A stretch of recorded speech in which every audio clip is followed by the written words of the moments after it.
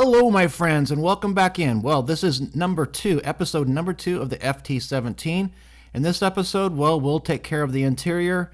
Yep, we'll finish up the build, put some primer on it, and boy, guess what? We'll even actually get the final paint job on this one. As usual, we have a lot to do, so strap in, buckle your seatbelts, and stay tuned. Here we go. Well, let's work on the interior. So this will be the driver's compartment and the fighting compartment. In the last episode, if you missed that, that's where we worked on the engine. So we built and painted out the engine, which we'll see that in just a little while. So base color basically of white gray. It's a little on the too white side for me, so come back in just with a little bit of a mix that has add a little bit of grimy gray, and that gives it that little bit of a not quite so dazzling bright appearance. Just getting a start on the weathering inside here, so just a touch of wear and tear using a sponge and just hitting some of those little high points. Oil paints will play a big part in this entire process, inside and out. For the inside, the process is exactly the same. Basically, I'll start usually with a lighter tone, and in this case, it's a light mud. And then I'll blend that back, and then I'll come back in with a little bit darker color, a little bit more precise in its application. And in this case, that will be either shadow brown or burnt umber, and just kind of bring out some of those surface features. And then I'll blend that back in again with this dry, soft brush. Well, speaking of that engine, here we go, making its appearance and soon to be disappearance.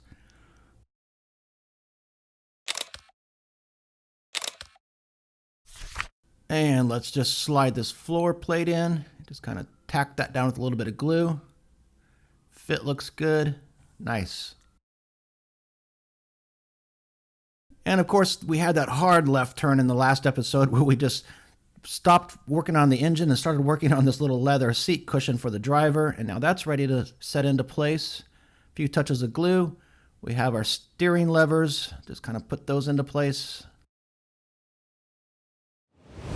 And since we have our oils out on the table, might as well use them, right?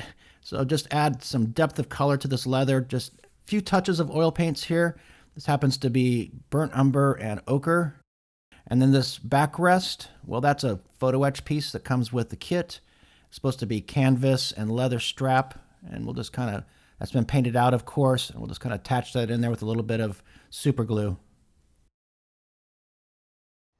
Well, here we go. One last look at this interior area, at least before we put on all the sidewalls and start really closing it in. But like I said, at least we have all these photographs, and now we have videos, so if you ever want to revisit this, well, it's easy to do. And speaking of closing this in, well, here we go. Here's those sidewalls. They've been base colored with, again, using the AK Gen 3 paints, and now I'll do a little bit of profiling and weathering using the oil paints. Generally start out with the lighter color, and then come back in and start adding a little bit more definition and detail with the darker colors, continually blending them in with the soft, dry brush. Here we are, point of no return. One sidewall's up, second one goes in. There we go, nice and snug. Looks pretty good.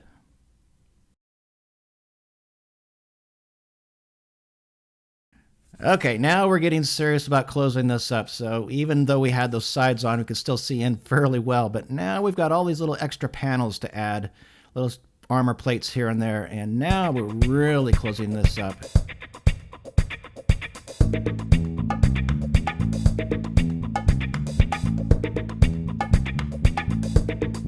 And just in case you're wondering, well, yep, there are access doors on the engine deck and, of course, the driver's area. And I'm going to leave those unglued, so they'll be operable. So anytime I get the itch to look inside, I can just pop them open and take a look.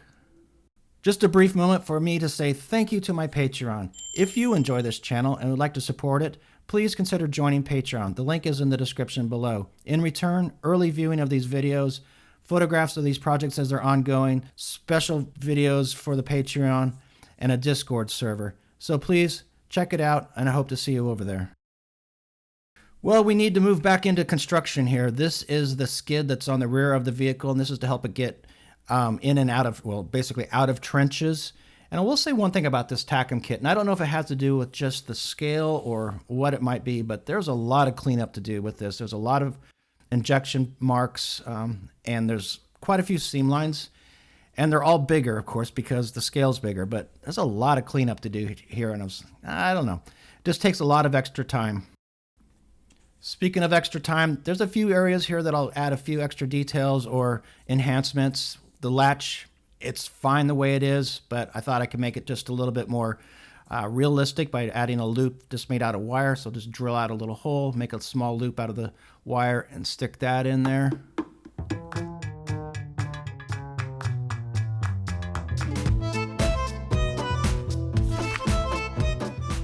Well, I guess it really doesn't matter if it's one of the first tanks or one of the most modern tanks. Road wheels are part of the equation if you're building armor.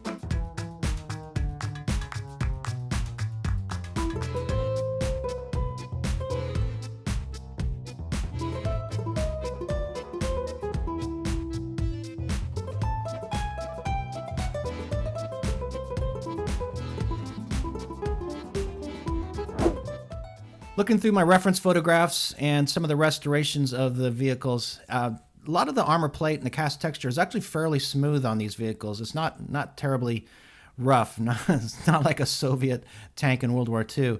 But there is some imperfections, so just a light, thinned out layer of Mr. Surfacer 500 just stippled across just gives it a little bit of just something to catch the eye.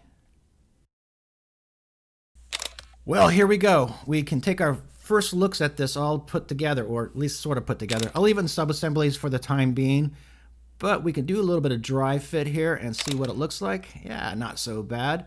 For a little tank, a little two-man tank, at 1/16 scale, it does take up quite a bit of room on my bench. It's fairly impressive. I'm enjoying this. Well, here we go with the painting, and to be quite honest, this is a little bit daunting, a little bit scary. I'm still kind of working my way in my head how this is all going to end up looking in the end. Try not to let the scale of this kind of get the better of me, but I do know that I have to keep scale in mind as I work through painting and weathering.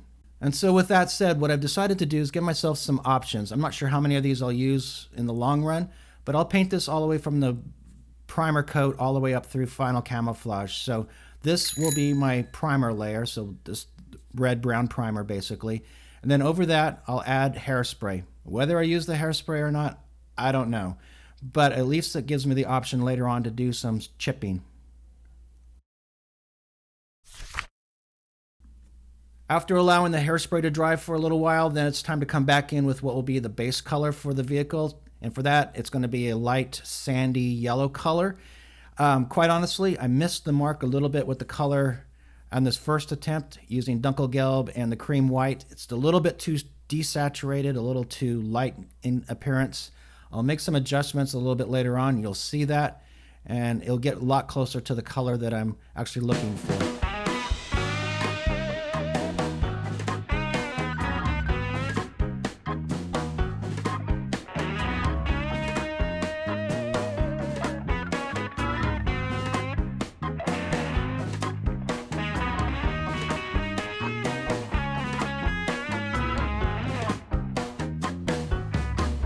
Add the light stone color, highly thin this time, and just overspray everything, and that gives it this more yellow tint, and that's what I'm really looking for.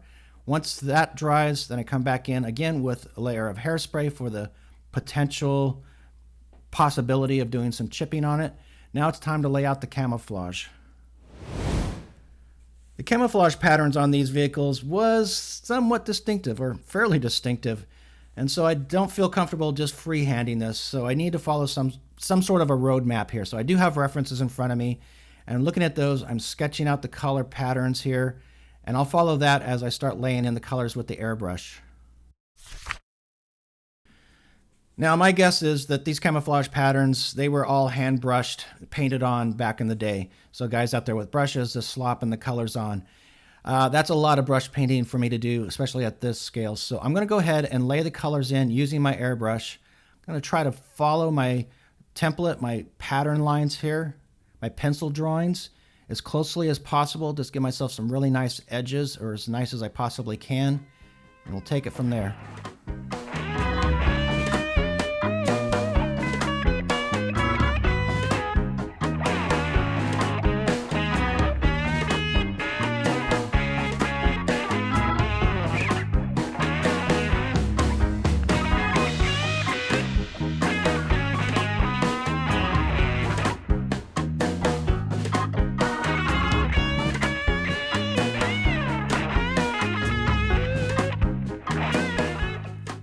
And then once I have all these outlines in place, then I can come back in and just fill in the interior areas. And now that I'm thinking about it as I'm watching this video, I probably very easily could have just did the outlines with a brush, a paintbrush, and come back in and airbrush the center sections.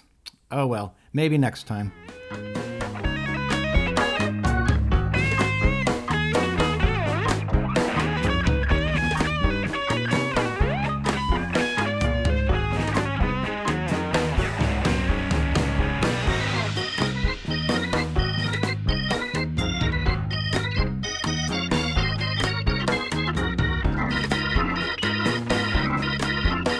The final camouflage color is this red-brown, and the process exactly the same.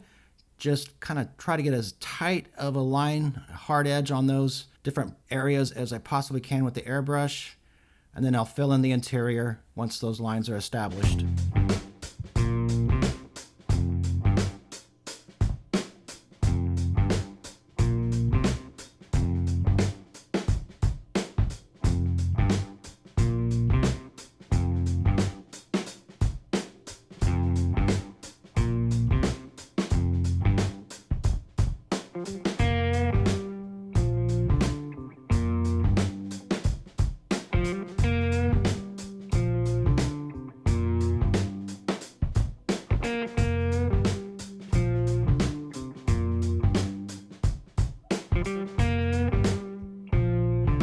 Yeah, this is the part where I get to cheat, or at least the camouflage pattern allows me to cheat, because each of these blotches is outlined with this black line. I guess they're supposed to be like tree branches or shadow lines or something like that.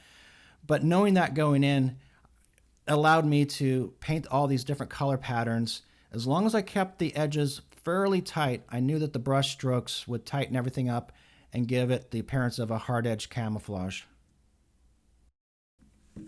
Now it's just a matter of kind of a steady hand and doing some pinstriping.